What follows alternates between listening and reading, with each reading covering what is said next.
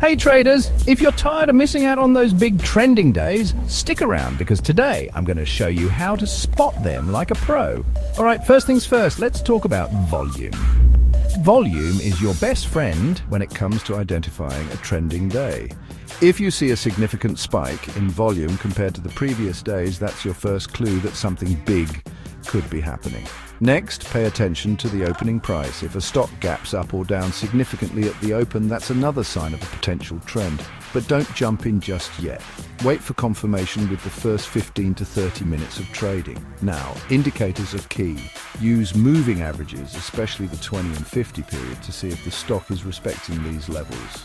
If the price stays above or below these lines, it's likely to keep trending in that direction. And don't forget about news catalysts. Earnings reports, product launches, or big market news can all drive trends. Keep an eye on the news and be ready to jump on opportunities. Finally, trust your plan.